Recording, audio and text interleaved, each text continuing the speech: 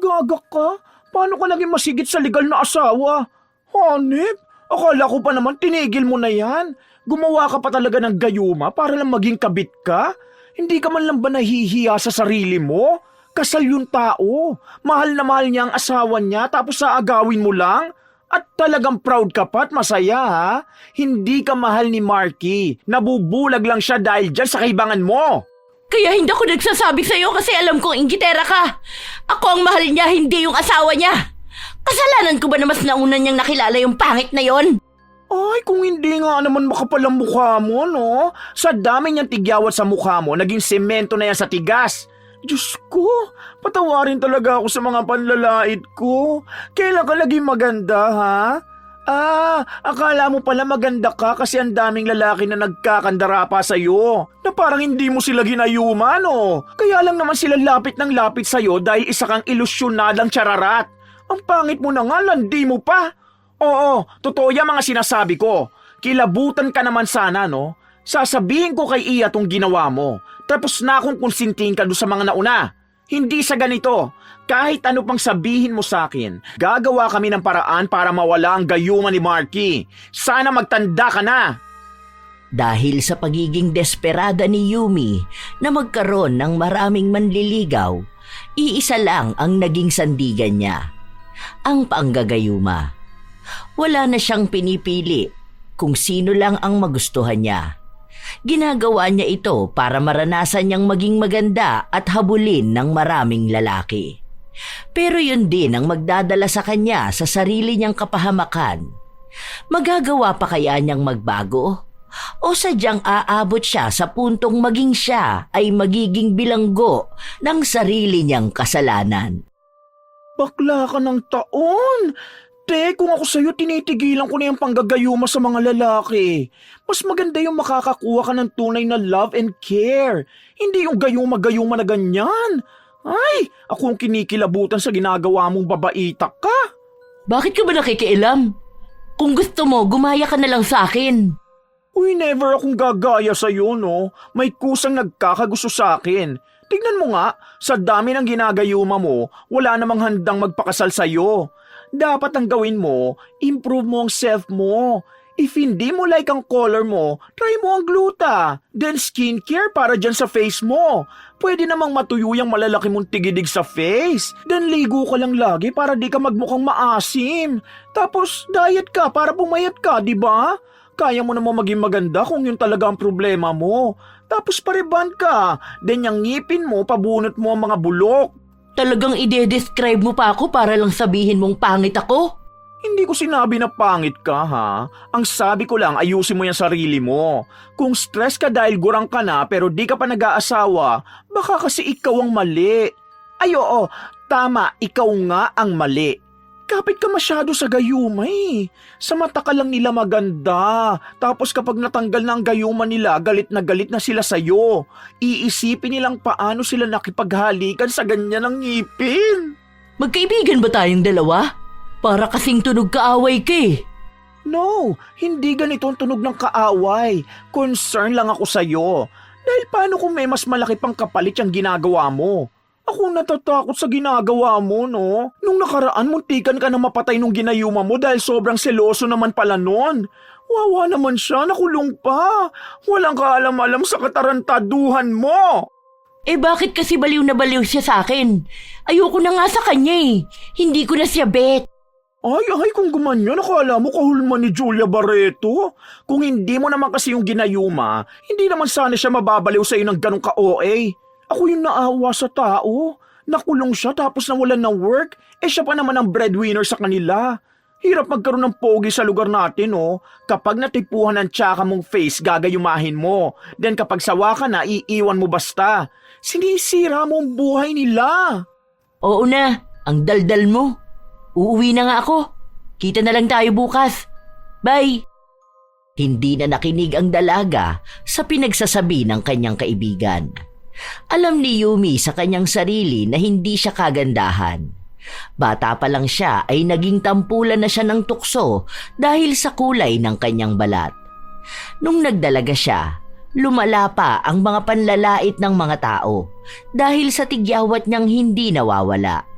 Sumabay pa noong nasira ang kanyang ngipin at tumaba siya ng sobra.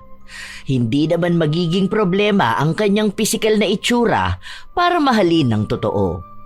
Pero dahil mas higit pa siyang naghahangad na gustuhin ng maraming lalaki, kumapit na siya sa gayuma. Noong una, hindi naman niya akalain na magiging epektibo yon noong gayumahin niya ang dati niyang kaklase na matagal na rin niyang gusto. Pero halos 1 linggo lang ang tinatagal ng pagkagusto niya dahil mabilis siyang magsawa. Nakikipaghiwalay siya sa mga nagagayuman niya na baliw namang naghahabol sa kanya. Ang iba, nakakaalis sa gayuma sa tulong ng kanilang pamilya. At kapalit naman nun ay ang labis na galit na kanilang nararamdaman. Ang iba naman ay baliw na baliw pa rin sa kanya. Kapag nagpapang-abot ang mga lalaki, nagkakagulo sila. Kaya gandang-ganda na siya sa kanyang sarili dahil pinag-aagawan siya. Naging tampulan din siya ng tsismis sa kanilang lugar dahil paano ang tinatawag nilang pangit na babae ay pinagkakaguluhan ng mga gwapo at matitipunong kalalakihan. Nang makauwi siya, nakita niya ang dati niyang ginayuma. Naghihintay sa kanya at sinusuyo siya. Sinabi ko naman sa'yo, Simon, hindi na kita gusto. Hayaan mo, makakahanap ka pa rin naman ng ibang babae na mamahalin ka. Hindi na ako ang para sa'yo, ha? Palayain na natin ang isa't isa. Magiging masaya ka rin sa piling ng ibang babae. Kahit na lumuhod sa kanyang harapan ng lalaki, hindi niya ito binigyan ng pansin. Para sa kanya, kapag ayaw na niya sa isang lalaki, para na itong basura na kaya na lang itapon ng basta. Ganon ang ginagawa niya sa iba. Maraming lalaki na ang lumuhod sa kanya at umiyak para makipagbalikan sa kanya. Pero sawa na siya sa mga yon, kaya ayaw na niyang pilitin ang sarili na makipagbalikan. Kinabukasan, habang papasok siya sa trabaho, nakita niya ang bago nilang kapitbahay. Una niyang nakita ay ang isang magandang babae. Balingkinitan, maputi, makinis at tila ba isang modelo. Nakaramdam ng inggit si Yumi dahil ganoong klase ng babae ang tunay na lapitin ng mga lalaki. Hindi na sana niya nais na kausapin dahil wala siyang panahon. Pero napukaw ang kanyang atensyon matapos niyang makita ang isang lalaki na bumaba ng sasakyan at dala ang ibang gamit. Gwapo ito, matangkad, maganda ang katawan. Alam niyang sa unang tingin pa lang ay gusto na niya ito. Yun din ang naging dahilan upang kaibiganin niya ang kanilang bagong kapitbahay. Isang araw na wala siyang pasok, sinubukan niyang dalhan yon ng niluto niyang pagkain. Ay, maraming salamat po, Manang. Oy, grabe ka naman kumakamanang sa akin. Wala pa nga akong asawa. Bata pa ako, huy. Kahit Yumi na lang. 35 pa lang ako eh. Ikaw, ilang taong ka na ba? Ay, sorry po. 25 ako saka yung asawa ko rin. Tara, pasok kay Yumi. Ako nga pala si Iya. Tapos yung asawa ko si Marky. Ano, okay naman kayo rito? Bago lang ba kayo mag-asawa? Nung nakita kita, kala ko artista ka eh. Kakakasal lang namin last month. Tapos dito na namin naisipan lumipat kasi mas malapit tong bahay sa work ng mister ko. Ah, kaya pala. Pwede tayo maging friends ha. Huwag ka mahiya na lapitan ako kapag kailangan mo ng kasama. Diyan yung bahay namin oh. Ayan lang, ayun oh, kita mo yung may gulong sa bubong? Ayan ang bahay namin. 2 kami ng nanay kong nakatira dyan. Yung mga kapatid ko kasi may mga asawa na. Ikaw ba ayaw mo pa mag-asawa? Wala pa akong balak sa ganyan. Gusto ko pa ma-enjoy ang buhay dalaga. Iniisip ko kasi na kapag ako nagkaroon ng asawa, baka hindi ko rin magawa yung mga dati kong ginagawa. Alam mo yun? Like, makakagala basta-basta. Alam mo, yung mga naging ex ko kasi, grabe ang hihigpit sa akin. Kaya nakikipaghiwalay ako. Ayoko kasi ng ganun. Tapos, kapag naging asawa ko na sila, ano na? Alam mo yun? Pasensya ka na, ang gulo ko yata magkwento. Oo, gets ko naman ang sinasabi mo. Alam ko yung takot na ganyan. Kasi kahit naman ako, natakot ako na magkaroon kaagad ng asawa eh. Lalo na sinasabi ng iba na parang ang bilis daw namin magpakasal. Wala pa kasi kaming 1 taon ni Marky. Bale, nagkakilala kami noon sa dati kong work. Nagmodeling kasi ako tapos siya naman photographer. Nakakatakot talaga sa unang pagdedesisyon. Pero ngayon, masaya naman. Saka handa na rin naman kaming magkaroon ng pamilya. Kung magkakaroon man kami agad ng anak, ayos lang din naman kasi kasal na rin kami. Saka yung sayo, valid din naman yun. Lalo na marami din kababaihan na kahit nasa edad na wala pang balak magpakasal. Yung iba naman, wala na talagang balak magkaroon ng asawa. Ay, totoo ba? Kaya pala ang ganda mo kasi model ka. Grabe, dati pangarap ko yung ganyan eh. Bakit iniwan mo naman agad ang trabaho mong yan? Pwede pa rin naman. Okay lang naman kay Marky. Saka endorser pa rin naman ako ng ibang beauty products eh. We, ano bang tingin mo ang bagay sa akin? Yung totoo ha? Mas maganda kung magpapayat ka muna. Kahit di naman sobrang payat. Maging fit ka lang. Then sa face mo, huwag kang gumamit ng matatapang na sabon dahil pwede yun maging dahilan para dyan sa pagdami ng tigyawat mo. Hirap naman yan? Yaan mo na nga. Dami pa rin naman nababaliw sa akin eh. Alam mo ba na lahat ng pogi dito sa atin may gusto sa akin? Karamihan sa kanila naging ex ko. Ganun ako kasikat dito. Di naman sa pagmamayabang ah. Ayun naman pala eh. Malay mo, isa na sa kanila ang magpapakasal sa'yo, di ba? Mas okay yun kapag ganun. Isa pa, maganda ka naman eh. Doon na nagsimula ang kanilang pagkakaibigan. Kaya natutuwa si Yumi na alam niyang napapalapit siya sa lalaki na susunod niyang bibiktimahin.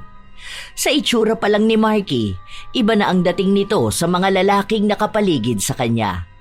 Tila ba yun na ang tipo ng lalaki na gusto niyang makasama habang buhay. Wala siyang pakialam kung kasal na ito sa ibang babae. Gagawin niya ang lahat para makuha ang lalaki. Pero kahit na nakikipaglapit na siya kay Iya, hindi niya pa rin makuha ang atensyon ng lalaki. Tahimik lang kasi ito at hindi masyadong kumikibo. Isang araw, wala ang mag-asawa, kaya hindi makadiskarte si Yumi. Sakto naman na nung pabalik na siya sa kanilang bahay, nasa lubong siya ng kanyang kaibigan. Oh, ano na naman yung bit-bit mo, gaga ka? May bago kang target? Sana. Kaso, wala pala sila dyan ngayon. Ewan ko kung nasaan. Sino? Hoy, huwag mo sabihin yung bago nating kapitbahay. Yung pogi na may asawang model? Yung Iya ba yun? Te, paawat naman kahit ngayon lang. Marami pang lalaki. Huwag mo agawan yung bagong kasal. Bakit mo ba ako pinapakialaman ha? Ako ba pinakikialaman ko ang pagiging bakla mo? Kahit pakialaman mo ang pagiging bakla ko, wala ka malalait sa akin. Kahit mukha ko. Hindi nakakahiya ang pagiging bakla ko. Ang nakakahiya ang pagiging mga agaw mo. Huwag na yun. Hayaan mo maging masaya yung dalawa. Sayang naman at pareho silang may magandang lahi, no? Naubos na nga mga lalaki dito sa atin eh. Eh ano magagawa mo? Eh siya nga ang bet ko. Bakit kasi sila lumipat dito? Alam mo, hindi ko na alam kung anong mangyayari sa'yo kapag nakakita ka ng makakatapat mo. Sana nga meron na, para matigil ka na dyan sa panggagayuma mo. Hindi ka ba nagsasawa, ha? Ikaw, hindi ka ba nagsasawa na pakialaman ng buhay ko? Inggit ka lang sa ganda ko. Ay, te, wala kang ganda. Kahit panloob na kagandahan, hindi uubra sa'yo. Bata pa yung lalaking yun, 25 pa lang yata eh. Sabi ko na nga ba, unang kita ko pa lang sa lalaki, ako na ang kinabahan para sa pagsasama nila. Wala pang taon nagpapakasal ang dalawa tapos may tao na agad susubok ng pagmamahala nila. Ay naku, akin na yan, paawat ka na. Ano ba? Para ka naman tanga. Sinayang mo yung pagkain na ginawa ko. Nung una pinayagan kita dahil sabi mo gusto mo lang naman magkaroon ng lalaking mamahalin at tatanggapin ka. Pero ngayon sobra ka na. Tingnan mo nga, ilang lalaki na bang pabalik-balik sa'yo para magmakaawa na balikan mo sila. Lahat sila nasa ilalim ng panggagayuma mo. Kawawa sila. Hindi ka ba masaya para sa akin na nararamdaman ko ring magkaroon ng taong nagkakagusto, ha? Na nagiging maganda ako sa paningin nila? Hindi yan pagiging maganda. Pagiging ilusyonada yan. This time kakalabanin na kita kapag nanira ka ng pagsasama ng dalawang taong nagmamahalan. Galit na galit si Yumi.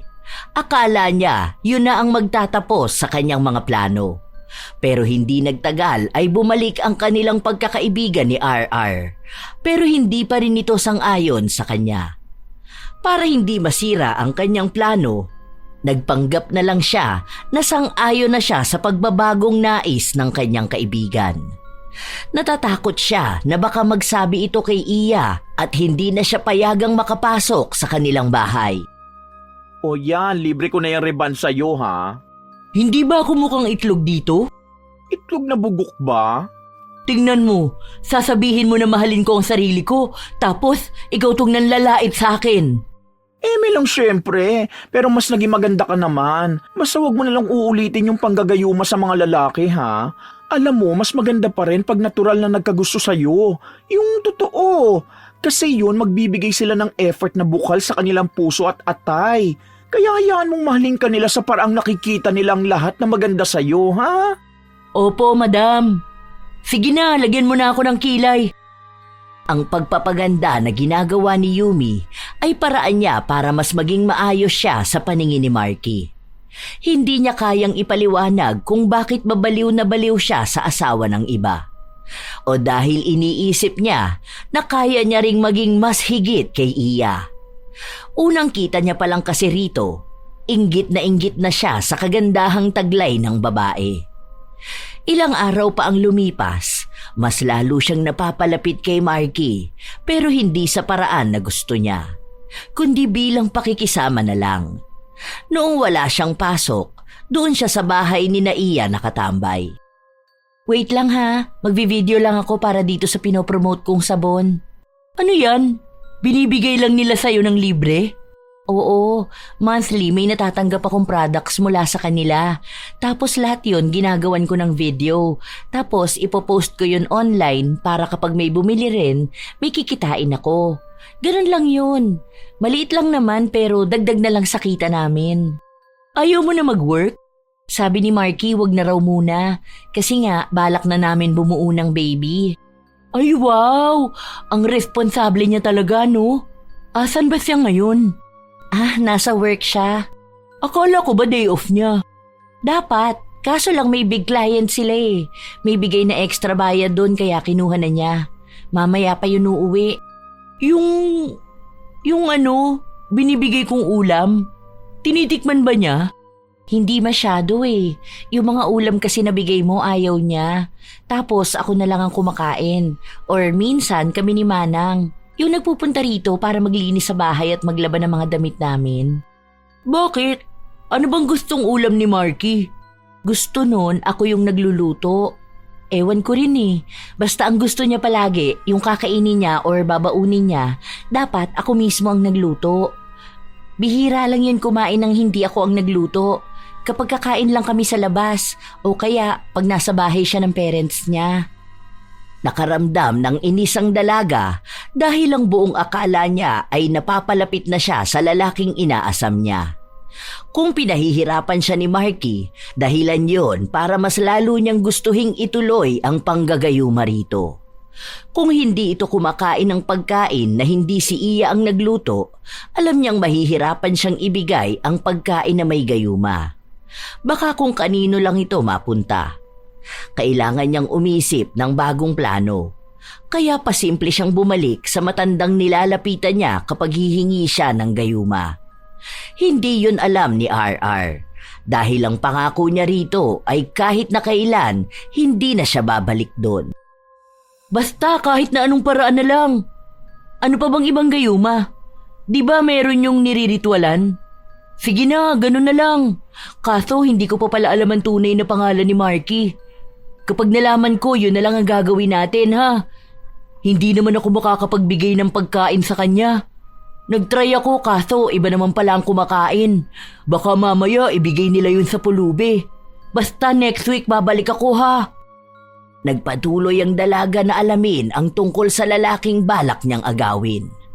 Gusto sana niyang itanong ang tunay na pangalan ni Marky pero hindi niya yun pwedeng basta na lang itanong nang hindi maghihinala si Iya. Isang araw, walang trabaho si Marky at ganon din si Yumi. Isa yun sa nakikitang pagkakataon ng dalaga para mapalapit sa lalaking nais niya. Babe, alam mo ba, tutulungan daw ako ni Yumi pag-aralan kung paano magluto ng mechado. Di ba favorite mo yun? Kahit ano namang lutuin mo, babe, favorite ko eh. Ay wow, nainggit naman ako. Respeto naman sana sa single, oh. Baliw ka, te. Pero salamat pa rin sa offer mo, ha. Alam mo, mga niluluto ko kasi mga simple lang eh. Halos paulit-ulit na nga. Kaya nanonood ako sa YouTube ng mga pwedeng lutuin. Tapos ikaw, lahat ng binibigay mong ulam sa amin ang sasarap. Kaya nga gusto ko palalo mag-aral para hindi naman nakakahiya kapag may bisita kaming kakain. Wala namang problema sa luto mo, babe. Masarap yun para sa akin. Kaya nga ayaw kong kumakain ng luto ng iba eh. Dahil hinahanap-hanap ko pa rin ang luto mo. Sus, baka naman sinasabi mo lang yan dahil ayaw mong ma-hurt ang feelings ko. Alam ko naman na hindi masarap ang luto ko eh. Iba kasi ako magtimpla. Nahihirapan ako dun sa sakto lang. Minsan kasi maalat, minsan naman matabang. Bakit kasi kailangan mo pa magbago ng timpla? Doon ka na sa kaya mo. Masarap naman talaga eh. Minsan nga kahit pagkain sa labas hindi ko gusto dahil gusto ko pa rin kapag ikaw nagluto. Ang alam ko lang yung sayo kasi may espesyal na sangkap.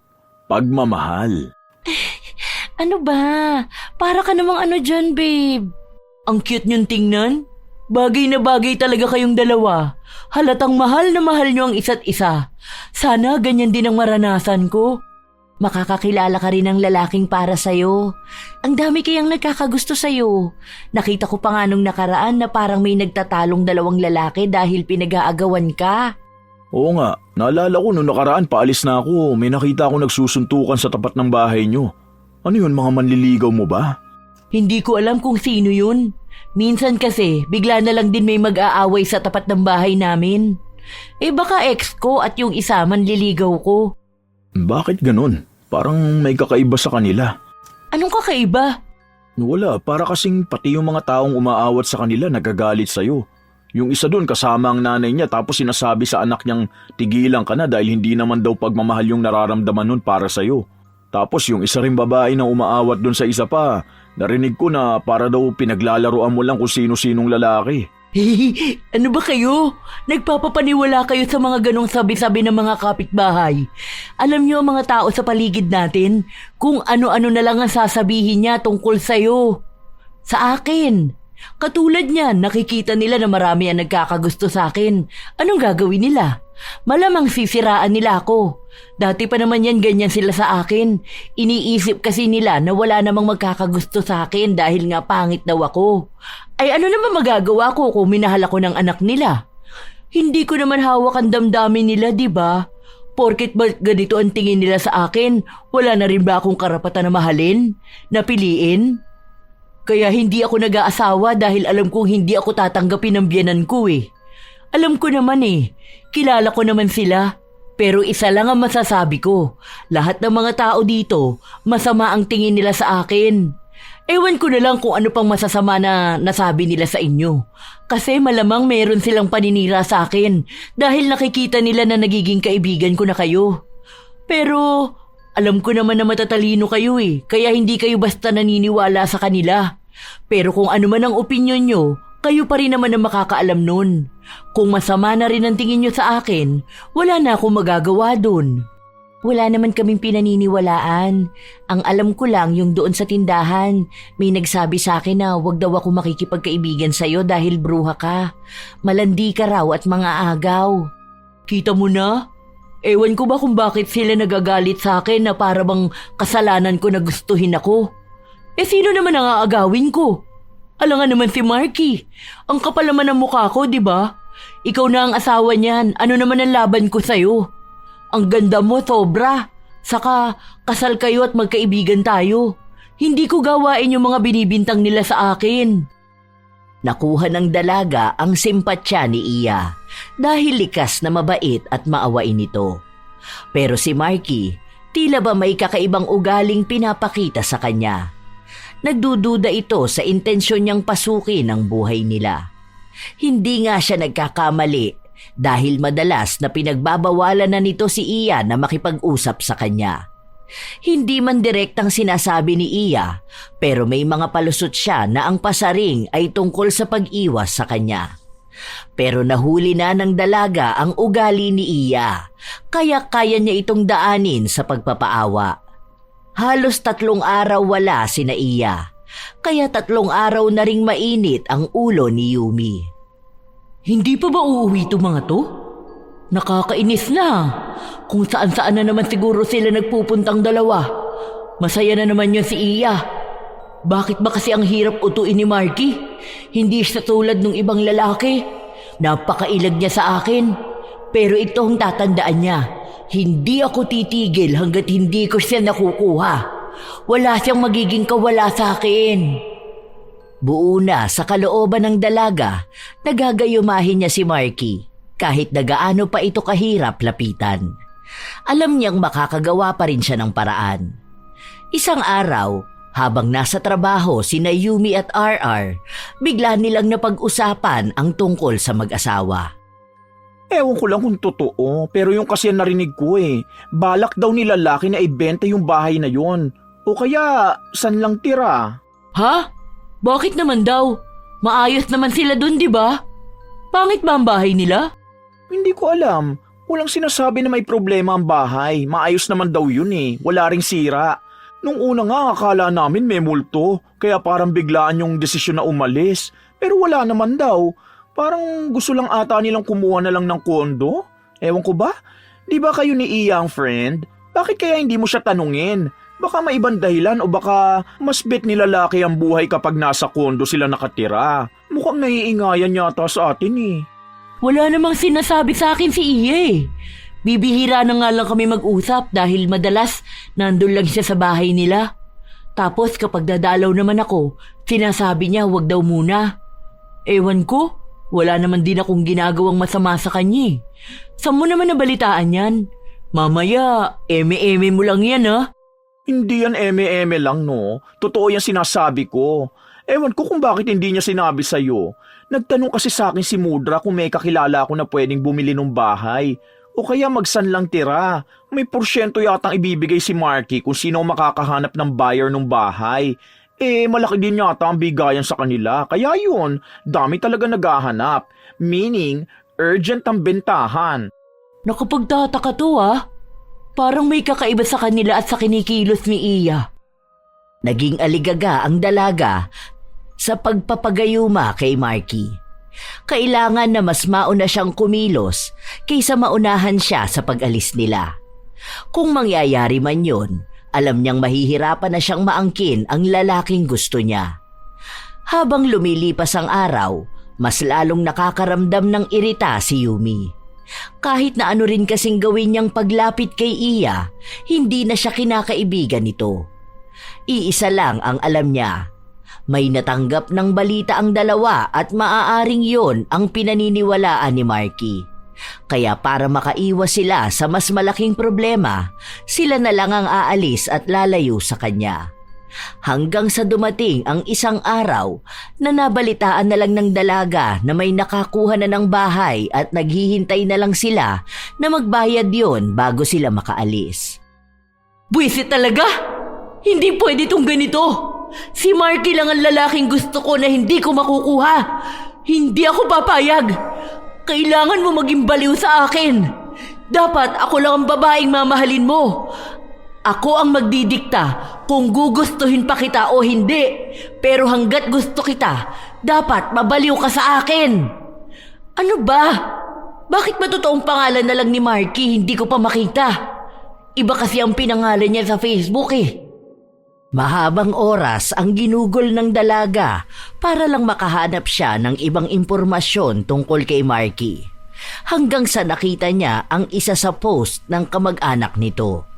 Nakita niya ang tunay na pangalan ni Marky at maging ang araw ng kapanganakan nito. Hindi na siya nag-aksaya pa ng oras. Agad niya ring pinuntahan ang matandang gumagawa ng ritual panggayuma. Kulang pa ang impormasyon na ibinigay niya, pero pinilit niya ang matanda na gawa na lang yun ng paraan. Nang matapos ang ritual, naghintay si Yumi ng tamang araw kung kailan siya lalapitan ni Marky.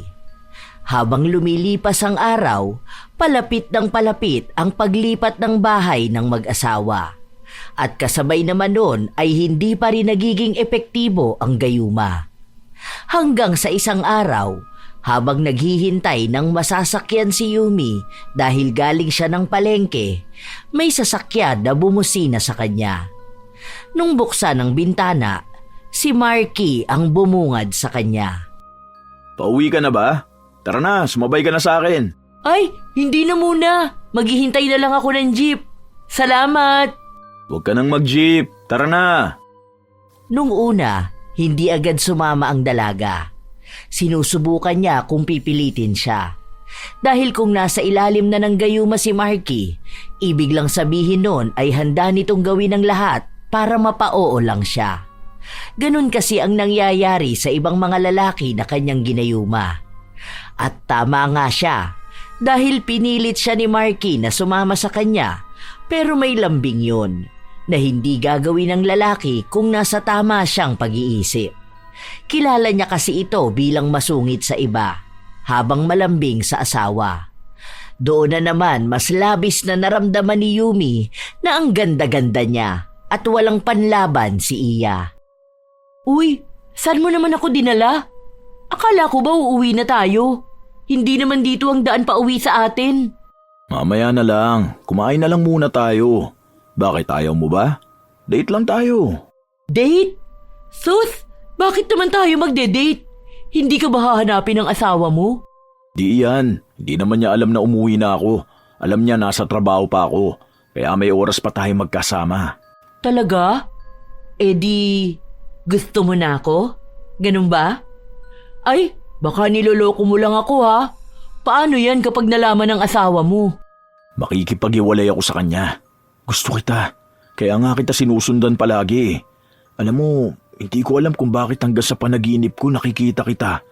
Nababaliw ako kapag iniisip kita. Kakainis ka naman. Basta sa akin ka na ha. Nagtagumpay ang dalaga. Nakuha niya rin ang lalaking inaasam niya. Sa paglipas ng mga araw, nabalitaan ng dalaga na hindi natuloy ang bentahan ng bahay dahil ayaw nang umalis ni Marky. Naririnig niya rin na madalas nag-aaway ang dalawa. Kaya palaging umaalis din si Marky na siya namang sinasamantala niya para magkita sila. Minsan, isang buong araw silang magkasama. Nagpupunta sa hotel o kung saan mang lugar. Doon ka tumayo, love. Ayan, ang ganda mo. Tingnan mo. Baka naman sinasabi mo lang yan para hindi sumama ang loob ko. Narinig mo ba yung sinabi ng staff kanina? Ang sabi niya, ang pangit ko raw. Paano raw ako nagustuhan ng poging tulad mo? Di ko narinig yun ah. Sino nagsabi at sasapakin ko? Wala rito. Kanina, dun sa kinainan natin. Hindi ko na lang pinansin dahil alam kong naiinggit lang yun sa akin. Ano na palang plano mo? Paano tayo magsasamang dalawa kung gusto pa rin ng asawa mong umuwi ka sa inyo? Pinapalayas ko na nga siya pero ayaw niya pa rin. Ano, doon na lang tayo tumira sa bahay niyo? Hindi pwede, andun ang nanay ko eh. What if kumuha na lang tayo ng bahay natin? Saan mo naman gusto? Doon lang sa malapit sa work ko. Eh kung wag ka na lang kaya magtrabaho, ako na ang bahalang bumuhay sa'yo. Sigurado ka ba? Okay lang sa akin. Basta may allowance kang ibibigay sa akin ha. Paano ang pang skincare ko, di ba? Maganda ang naging plano nilang dalawa. Kumuha muna sila ng paupahan pero minsan ay umuuwi pa rin si Marky sa kanyang tunay na asawa dahil naroon ang iba niyang mga gamit. Hindi kasi ibinibigay ni Iya ang mga importante niyang papeles para hindi basta makawala si Marky. Dahil doon, galit na galit si Yumi sa tunay na asawa dahil iniisip niyang ito ang tanging tao na naging hadlang sa wagas nilang pagmamahalan. Minsan nga ay nais niyang sugurin si Iya para pagsabihan ito pero wala pa ni isang tao ang nakakaalam ng kanilang relasyon. maging ang kanyang ina at kaibigan. Hindi na kasi siya nakikipagkita sa mga ito, lalo pat alam niyang isa sila sa magiging hadlang para maging masaya sila ni Marky. Pero isang araw, habang nasa labas si Yumi, nakita siya ni RR at kahit papasok ito sa trabaho, bumaba siya ng jeep para makausap ang kaibigan. Uy, ano na ba talaga nangyayari sa'yo? Ang sabi ni tita nasa Maynila ka? Kailan ka pa umalis at kailan ka rin nakabalik? Ayos ka lang ba? Bakit bigla ka namang umalis sa trabaho? Ano ba, huy? Kinakausap kita na maayos. Iniiwasan mo ba ako? Ang dami mo namang tinatanong. Hayaan mo na lang kaya ako, no? Basta ang alam ko, masaya ako sa buhay ko. Wala kang pakialam sa kung ano man ang ginagawa ko. Kung nasaan ako o kung sino ang kasama ko. Ay, feeling ko tama ang hinala ko. Never talaga ako nagkamali ng kutob. Gaga ka? Ginayuma mo si Marky? Kaya ba hindi na rin niya madalas na inuuwian ang asawa niya? Hindi ko siya ginayuma. Kasalanan ko ba na mahal niya ako? Na ako ang pinili niya? Na mas nakikita niyang higit ako kaysa kay Iya? Gaga ka? Paano ka naging masigit sa legal na asawa? Hanip, akala ko pa naman tinigil mo na yan. Gumawa ka pa talaga ng gayuma para lang maging kabit ka? Hindi ka man lang ba nahihiya sa sarili mo?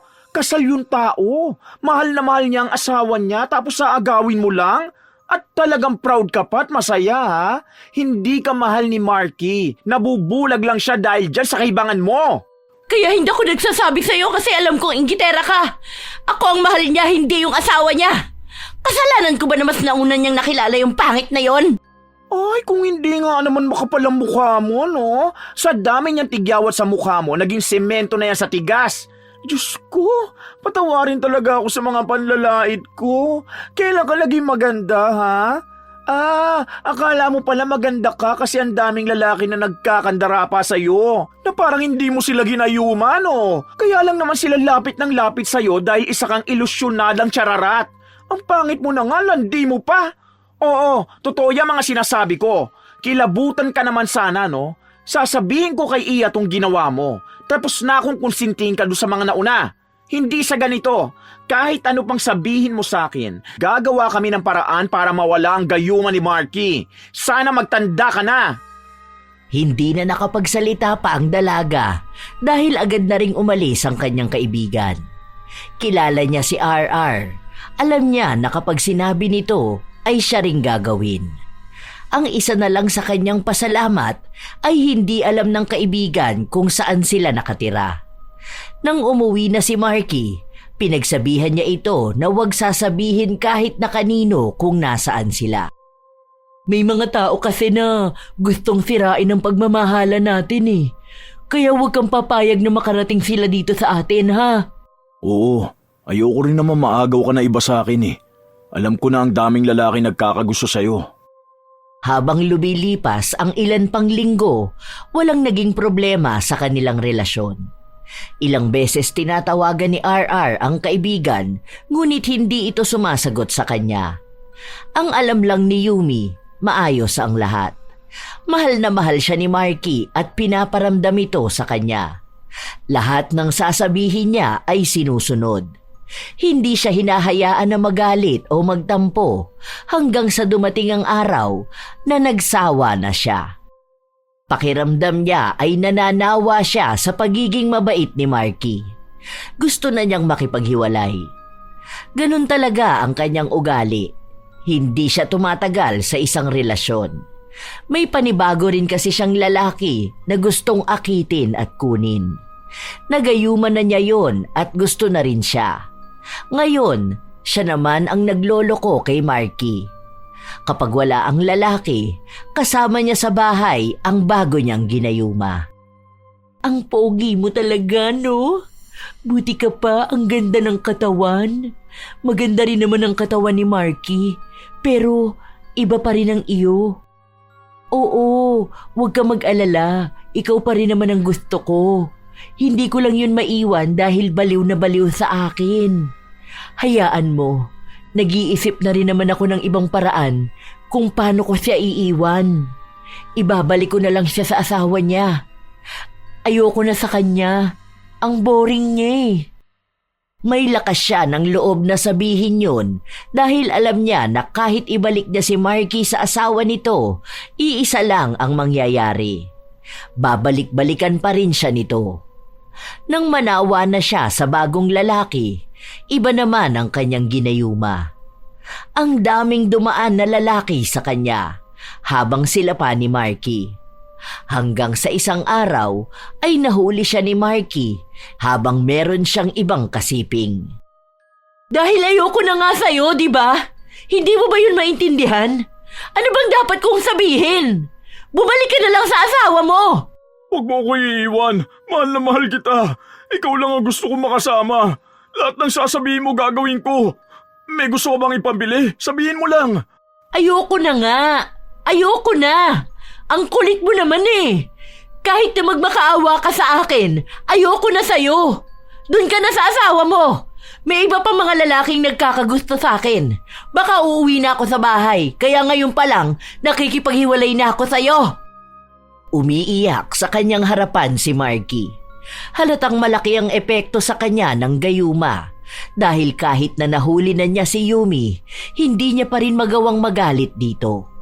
Pero wala pa ring nagawa ang kanyang pagmamakaawa.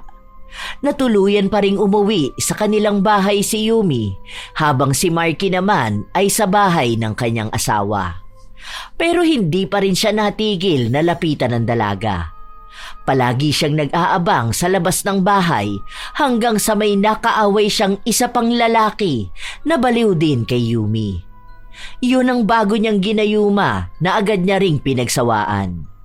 Kaya ngayon ay nagkakagulo na ang dalawang lalaki. Ayaw niya pa sanang lumabas pero naririnig niyang magkakapatayan na ang dalawa para sa kanya. Ano ba? Bakit ba ayaw niyo akong lubayan? Hindi ko na nga kayo gusto, di ba? Huwag mo naman tong gawin sa akin. Alam mo naman na mahal na kita eh. Sige na, bumalik ka na sa akin. Ayoko nagkakaaway tayo ng ganito. Hindi na nga kita babalikan dahil ayoko na sa relasyon natin. Hindi na ako masaya sa'yo. Matapos mo silang gayumahin, ganyan ka? Ewan ko dyan sa mga sinasabi mo. Basta ako, kapag sinabi kong ayoko na sa isang lalaki, ayoko na sa kanila, ha? Sana maintindihan mo yun, Iya. Saka, wag mo akong pagbintangan ng kung ano-ano. Hindi ko na kasalanan kung ako ang ginusto ng asawa mo. Kung mas pinili niya ako kaysa sa'yo. Alam mo, wala namang pipili sa'yo dahil pangit na yung mukha mo, pangit pa ang ugali mo. Siguro ganyan ka kakulang sa pagmamahal. Kung hindi ka pagagamit ng gayuma, walang pipili sa'yo. Sa ganyang paraan ka lang magiging masaya at makakaramdam na maganda. Kasi ang totoo, kahit na ang sarili mo hindi mo mahal, bakit kaya hindi mo gamitan ng gayuma ang sarili mo? Baka sakaling makita mo ring maganda ka at mahalin mo ang sarili mo. Hindi yung masyado kang hibang nagugustuhin ka ng maraming lalaki. Hoy! Para sabihin ko sa'yo, wala akong ginayuma sa kanila. Lahat sila nagkagusto ng kusa sa akin. Yang asawa mo, alam ko na may nakita siya sa akin na hindi niya makita sa'yo. Baka mas magaling ako sa kama. O, bakit nagagaliiti ka na sa galit? Nagsasabi lang ako ng totoo.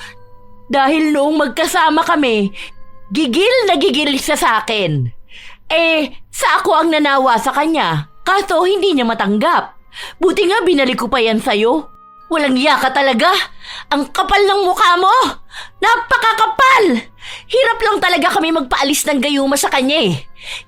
Hindi man ako makakaganti sa'yo. Tandaan mong may kabayaran tong mga ginagawa mo. Binabaliw mo ang mga lalaki. Nangaagaw ka ng asawa ng iba. Tingnan natin kung hindi mo yan pagsisihan pagdating ng araw. Sila ang may gusto sa akin. Hindi ko kasalanan kung malakas ang karisma ko. Hindi na lang nakipagtalo si Iya. Hinila na niya ang kanyang asawa na walang tigil na nagmamakaawa kay Yumi na bumalik sa kanya.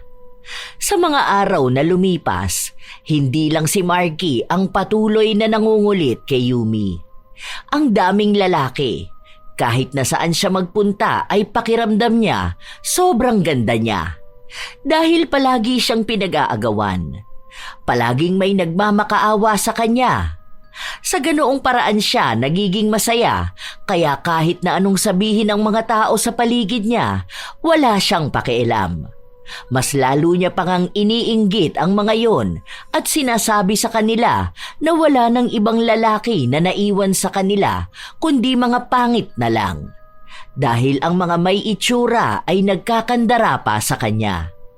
Kahit natalo rin naman siya sa mukha, ramdam niyang siya ang sinasamba ng mga ginayuma niya. Kapag gusto niyang makipagtalik, pipili na lang siya kung sino sa kanila. Sinasamantala rin niya ang paghingi ng pera sa mga yon.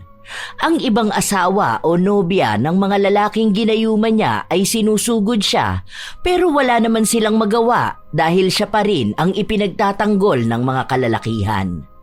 Lumala ang ginagawa ni Yumi. Tila ba maging siya ay nababaliw na sa paggamit ng gayuma nang hindi man lang iniisip kung may naghihintay bang malaking kabayaran sa kanya. May isa siyang balak na gayumahin pero hinarang siya ni RR.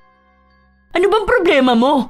Ikaw at yung ginagawa mo. Talagang dinamihan mo pa ang lalaking ginagayuma mo? Ano naman pakialam mo, ha?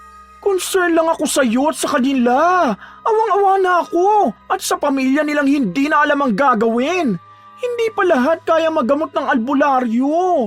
Iilan lang sa kanila. Isipin mo isang lalaki, may asawa na, kapapanganak lang. Stress na siya. Dahil may sakit na yung anak nila, baliw pa sa ibang babae ang asawa niya. Kasalanan ko ba na maganda ako? Naku, gusto kitang murahin. As in, paulit-ulit. Kaso wala naman yung talab sa'yo. Talaga, dahil hindi rin naman ako papayag na magpa-apekto sa sasabihin nyo sa akin. Ano, gusto nyo tanggapin ko na lang na pangit talaga ako? Na kung hindi ako manggagayuma, walang magmamahal sa akin? Gusto nyong ganun pa rin ako sa dating ako na inaapi? Dahil lang sa itsura ko? Wala namang nagsabi sa'yo na hindi ka kayang mahalin ng iba. Kung sana mas inuna mo na lang mahalin ang sarili mo kaysa kumapit sa gayuma para gustuhin ng iba. Nagiging masaya ka ba sa ganyan? Na nasisira mo ang buhay nila? Ano, maganda ka na sa paningin mo nun? Oo, maganda na ako. Maganda na ang pakiramdam ko dahil naranasan ko na rin yung nararanasan ng iba. Bakit? Masama ba yun? Naasamin ko rin naman na maging habulin? Na may nagkakandara pa sa akin? Na mahal ako? Noong mga bata pa tayo, ano bang palagi kong naririnig sa kanila? Na kahit na ako na lang ang natitirang babae sa mundo, hindi pa rin nila ako papatulan. Na hindi nila ako gugustuhin. Dahil pangit ako. Dahil maitim ako. Tapos nakikita ko yung mga kakilala natin. Mga kaklase natin na may manliligaw. May nagbibigay sa kanila ng bulaklak. Meron silang mga boyfriend. May kasama silang gumala. May mga nagtatalo para lang makuha ang pagmamahal nila. May naghahabol sa kanila para di iwan. Masama ba ako na asamin ko yung pakiramdam nilang ganon? Na gusto ko rin malaman kung anong nararamdaman nila kapag maraming nagkakandara pa sa kanila? Hindi mali na asamin mo, pero hindi tama na gumawa ka ng mali para maramdaman yun. Hindi naman basihan ang pagkakaroon ng maraming lalaki para maging masaya ka. Alam ko kahit na hindi mo aminin, dumarating pa rin ang gabi na iniisip mong paano kung may tunay na taong nagmamahal sa'yo. Dahil kahit pasabihin natin baliw sila, hindi mo ramdam ang sinseridad ng pagmamahal mula sa kanila. Dahil peke yon. Yon ang dahilan kaya madali ka magsawa. Dahil yung totoong babae na habulin na maraming nagkakagusto, iisa lang ang nais nila. Mahalin din sila ng tunay. Wala yan sa dami ng lalaki. Kung hindi mo rin naman kayang panindigan ang sarili mo. Kaya utang na loob. Tama na to, tigilan mo na. Hindi para sa akin, kundi para sa iyo. Huwag mong diktahan ang desisyon ko sa buhay. Ay hindi, bago ka pa mapahamak. Hindi nakinig si Yumi. Hanggat masaya siyang baliw sa kanya ang maraming lalaki, ipagpapatuloy niya ang manggayuma sa kanila. Ilang beses na rin namang nakiusap si RR sa albularyong gumagawa ng gayuma para kay Yumi. Pero tuwing lalapit ang dalaga ay pinagbibigyan pa rin ito. Kaya walang ibang makakaawat sa dalaga kundi ang kanya lamang sarili. Ngunit paano niya maaawat ang sarili kung yun lang ang labis na nagpapasaya sa kanya? Sa paglipas ng mga araw, patuloy pa rin na nangungulit si Marky. Palagi siyang nag-aabang sa loob ng bahay ni Yumi. Di ba Nay, ang sabi ko huwag niyong papapasukin dito yung lalaki na yan? Ang kulit lang niyan eh. Hindi yan makaintindi na ayaw ko na nga sa kanya. Sige na please, bumalik na tayo sa dati. Alam mo ba, palagi kita iniisip. Ikaw lang ang napapanaginipan ko. May plano na ako para sa atin.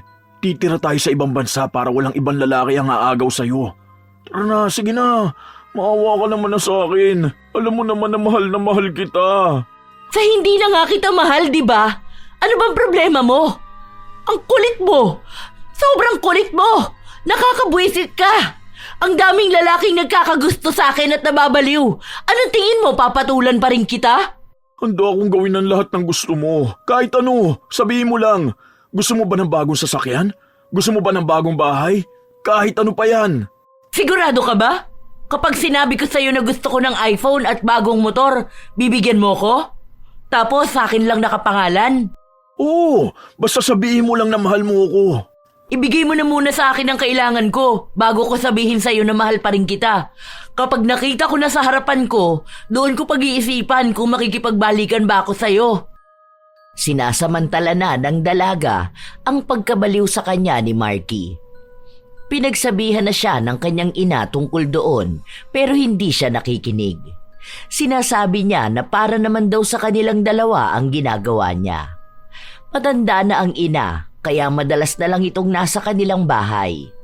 Dahil wala ring trabaho si Yumi, umaasa siya sa bigay ng mga lalaking baliw na nakikipagbalikan sa kanya. Kinabukasan, nagising ang dalaga sa malakas na pagkatok sa kanilang pinto. Pagbukas niya pa lang, sumalubong sa kanya ang malakas na sampal ni Iya. Ang kapal talaga ng pagmumukha mo, no? Hiningian mo pa talaga ang asawa ko? Wala kang karapatan na saktan ako. Hindi ako nanghingi sa asawa mo dahil siya mismo ang nagsabi na ibibigay niya yan sa akin. Kasalanan ko na naman ba na sa sobrang pagkabaliw niya sa akin, handa siyang magbigay ng kahit na ano sa akin? Oo nga pala.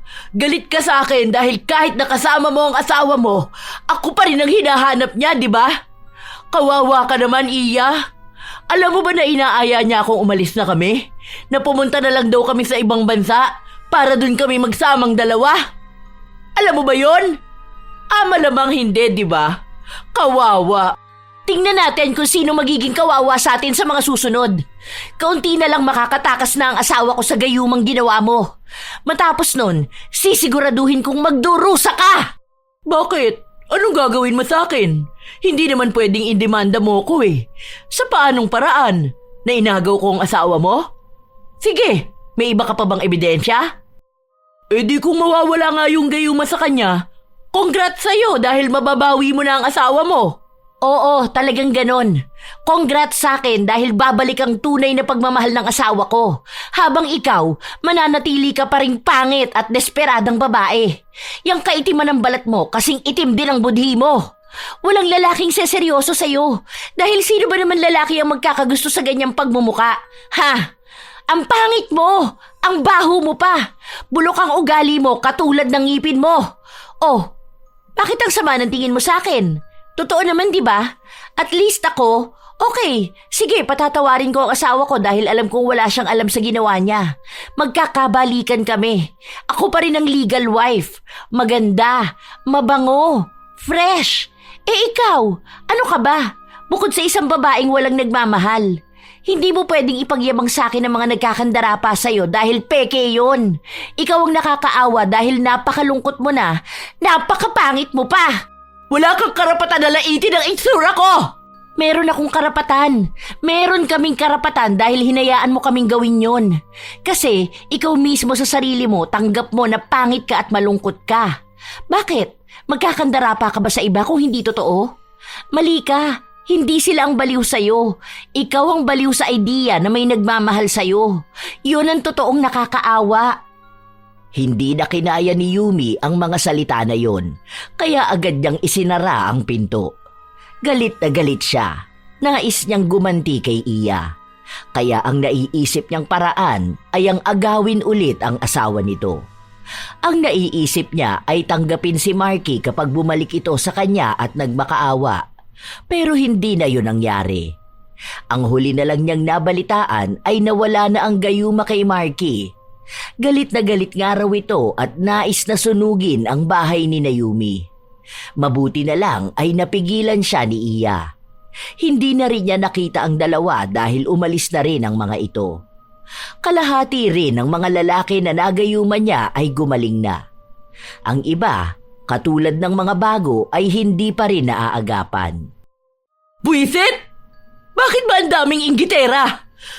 Bakit ba hindi na lang nila ako hayaan na maging masaya? Sinabi ng kanyang ina na hindi siya tunay na magiging masaya kung paulit-ulit siyang manggagayuman ng lalaki. Dahil hindi lang naman daw lalaki ang nagpapasaya sa isang babae. Ang lalaki raw ay isang parte lang ng buhay ng babae, pero hindi ito sentro na kailangan niyang kabaliwan.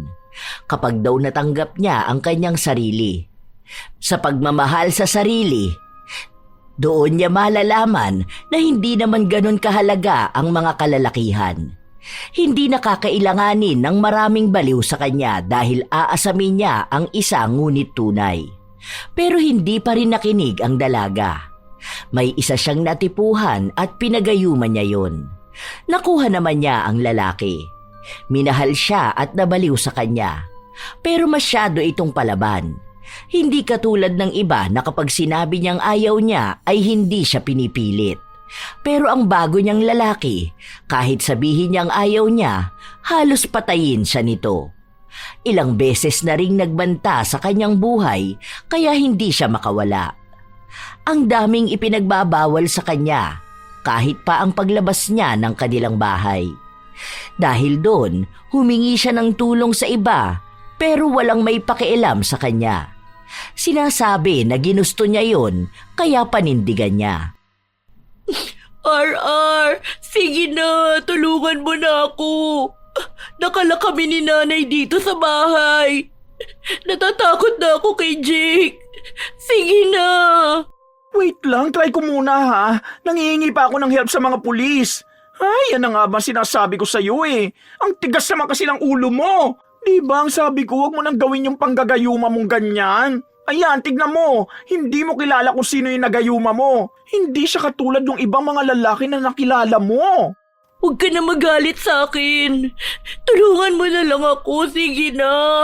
Natatakot na ako lalo na sa kalagayan ni nanay. Paano kung magkasakit siya rito sa loob o mapahamak siya? Maawa ka na, sige na. Oo nga, gumagawa na nga ako ng paraan Wait ka na lang. Huwag mo na uulitin tong ganito ha. Walang ibang magawa si Yumi. Dahil agad din namang dumating ang lalaking baliw na baliw sa kanya. Katulad sa palaging ginagawa sa kanya, ginugulpi siya nito bago sila magtalik. Dahil hindi na matiis ni Yumi ang nangyayari, nakikipaghiwalay na siya sa lalaki. Pero ayaw yung tanggapin ni Jake. Sinabi sa kanya na papatayin na lang siya kung sa ibang lalaki lang din siya mapupunta. Pero nagmatigas si Yumi. Nagbabaka sakali siya na baka magawa niya ng paalisin ang lalaki. Sa galit ni Jake, binugbog siya nito at saka sinunog ang kanilang bahay. Nanghihina ang dalaga, hindi siya makatayo. Ang kanya namang ina, dahil matanda na, hindi na makagalaw ng maayos dahil sa nerbiyos. Ilang beses silang humingi ng tulong pero hindi ganong kadaling naapula ang sunog. Mabilis yung kumalat sa loob ng bahay. Hindi na alam ng dalaga ang mga sumunod na nangyari. Ang natatandaan na lang niya ay nasa ospital siya. Naku, mabuti na lang nagising ka na. Nasaan na si nanay? Ano tong nasa mukha ko? Wala na si tita eh. Nahulugan siya ng kahoy na may apoy. Hindi na siya nailigtas. Tapos ikaw nakuha ka naman nila kaso nasunog na ang kalahati ng mukha mo. Hindi yan totoo. Nasaan na si nanay? Alam ko nagbibiro ka lang. Hindi magandang biro yan, RR. Hindi ako nagbibiro. Totoo ang sinasabi ko. Tapos hanggang ngayon hindi pa rin nakikita kung nasan ba si Jake. Siya ang may kagagawan niyan sa inyo, di ba? Nagtalo kami. Dahil nakikipaghiwalay na ako sa kanya. Hindi ko na kasi talaga kaya eh. Binubugbog niya ako palagi. Tapos kinukulong niya kami sa bahay. Kakain lang kami kapag nakauwi na siya. Ayoko ng ganung lalaki. Pero baliw na baliw siya sa akin. Paano naman kasing hindi siya mababaliw sa'yo kung nasa ilalim siya ng gayuma? Alam mo, ayaw kitang sisihin ngayon dahil nagluluksa ka pa rin sa pagkamatay ng nanay mo eh. Pero kasi Yumi, ilang beses naman na kitang pinagsabihan tungkol sa ganyan, di ba? Ikaw naman kasi ang pilit ng pilit na gayumahin sila. Basta natipuhan mo, sige ka lang. Sinabi ko na sa'yo na may malaking kapalit yung ginagawa mo. Ewan ko rin ba? Ang gulo ng mga nangyayari. Nawalan ka na ng nanay, nawalan ka pa ng bahay. Dagdag pa yung sunog sa mukha mo. Mas lalo kang nawalan ng ganda, wala na nga. Hindi na napigilan ng dalaga ang maiyak. Ayaw niyang sisihin ang kanyang sarili. Pero sino ba ang dapat? Sa kanya nagsimula ang lahat. Kahit na ilang tao na ang nagbanta sa kanya at nagsabi na wag na niyang gawin, pinili niya pa ring manggayuma. Ngayon na wala na ang kanyang ina, hindi na niya alam kung anong gagawin niya sa kanyang buhay. Hindi na rin aayos ang kanyang mukha. Mas lalo siyang nawalan ng pag-asa na may lalaki pang pipili at magmamahal sa kanya. Kahit na anong pagsisisi niya, wala na siyang magagawa. Hindi niya na maibabalik ang anumang nawala sa kanya. Pero kahit na gano'n ang nangyari, may mga lalaki pa ring nagayuman niya ang lumalapit sa kanya pero takot na siya.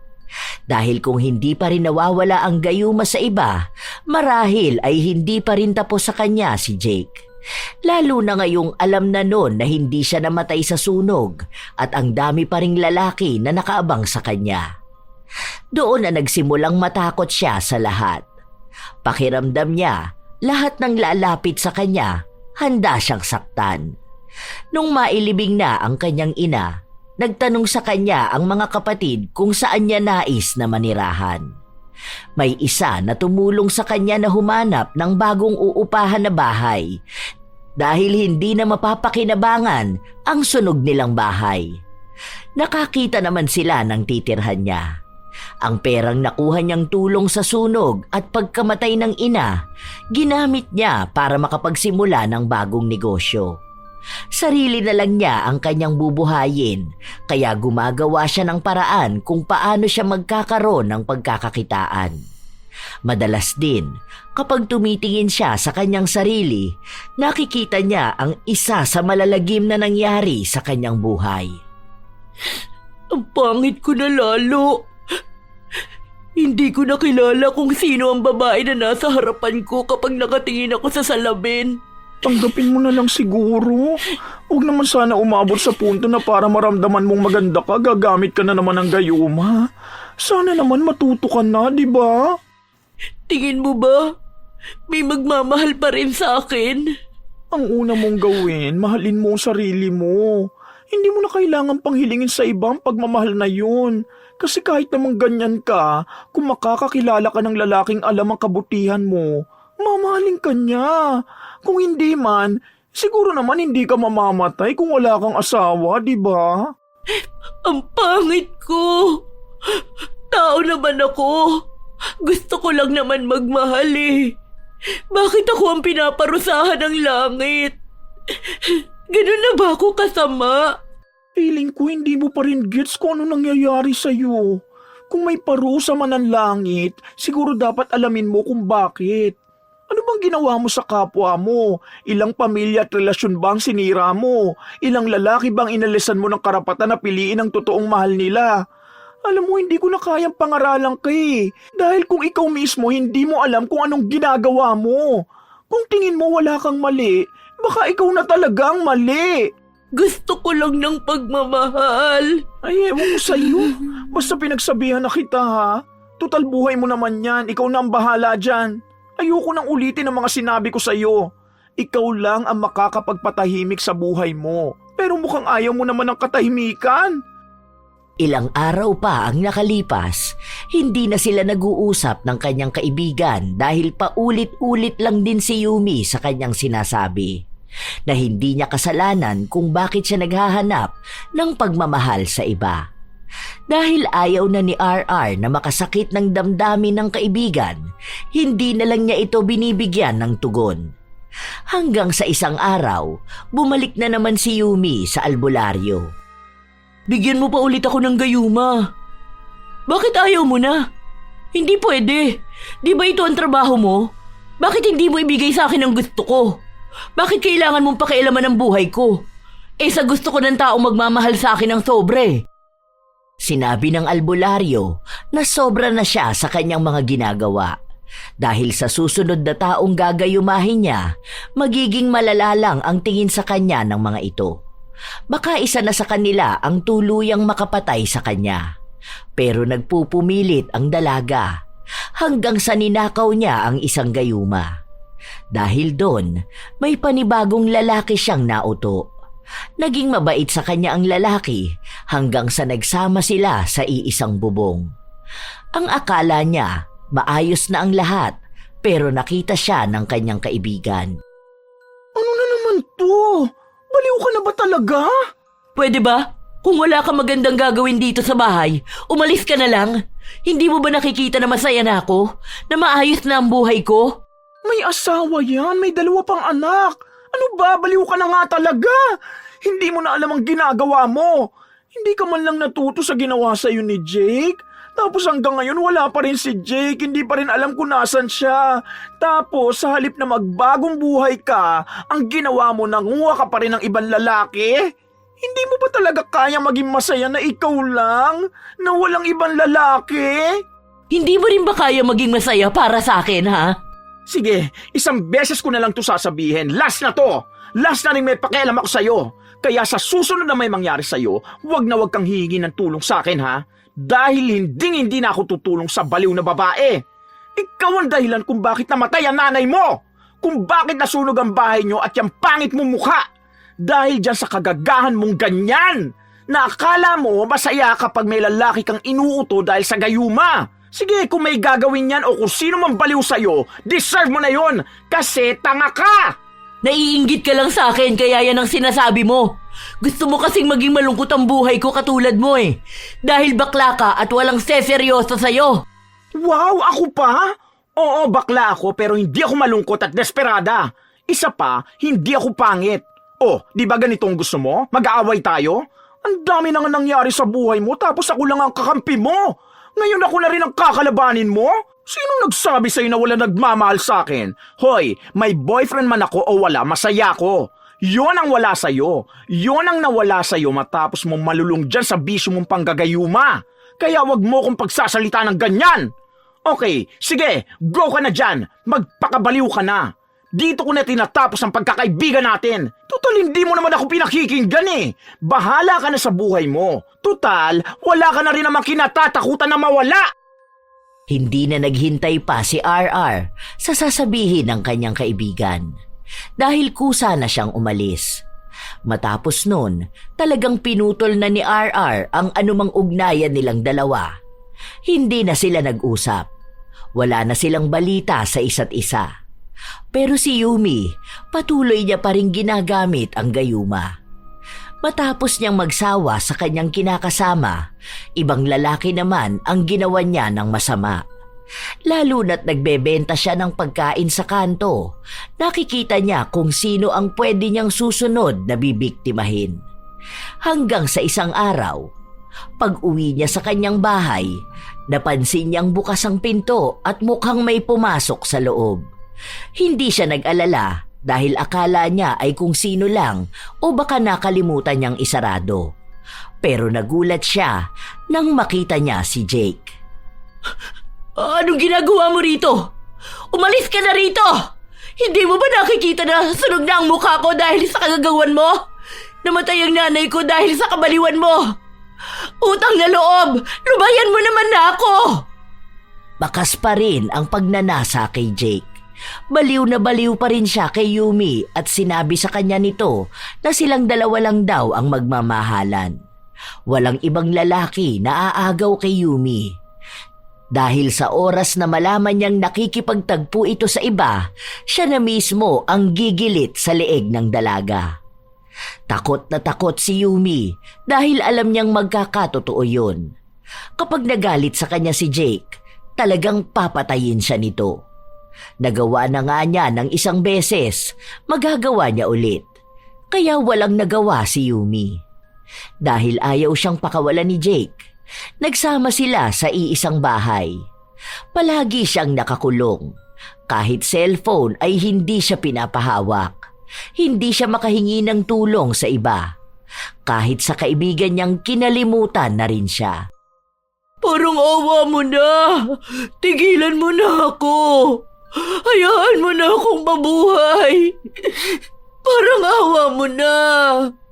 Ayoko na sa relasyon na to. Kung noon ang mga lalaki ang nagmamakaawa sa kanya, ngayon siya na ang nagmamakaawa sa isang lalaki para lang lubayan siya. Pero kahit na anong pagluhod niya at pag-iyak, hindi pa rin niya magagawang makalaya sa baliw na pag-ibig sa kanya ni Jake. Yun naman ang nais niya noon pa, ang makatagpo ng lalaking hindi siya iiwan. Kaya nga siya nagpakabaliw sa panggagayuma para makilala ang lalaking yon. At ngayon na nakasama na niya, siya naman ang labis na nagdurusa. Wala na siyang kawala. Hanggang sa nagkaroon na sila ng anak ni Jake. Pero katulad ni Yumi, damay ang kanyang anak sa kalupitan ni Jake. Hindi na sila naghiwalay pa. Dahil kahit kapatid ni Yumi ay hindi na siya matagpuan. Dinala siya ni Jake sa isang liblib at tagong probinsya upang doon ay hindi na talaga siya makatakbo. Malaki ang pagsisisi ni Yumi sa kinahinatnan ng kanyang buhay. Huli na niyang napagtanto na tama nga sila, na lahat ng ginawa niyang mali ay babalik sa kanya. Kahit na mapagtanto niya pa ang kamalian, hindi na niya maitatama ito. Hindi lang si Jake ang nakulong sa gayuma, kundi ang buong buhay ni Yumi at ng kanyang anak. Kung tatakas siya o gagawa ng masama, hindi magdadalawang isip si Jake na patayin sila ng kanyang anak. Tunay naman na wala sa itsura ang pagmamahal ng isang tao. Pero sadyang may mga tao na hindi tanggap ang kanilang sarili. Kapag naramdaman nilang hindi sila maganda, hinahayaan nilang kainin sila ng inggit. At sa halip na pagbutihin ang sarili, mas pinipili nilang hanapin ang madali ang paraan para makuha ang atensyon ng iba.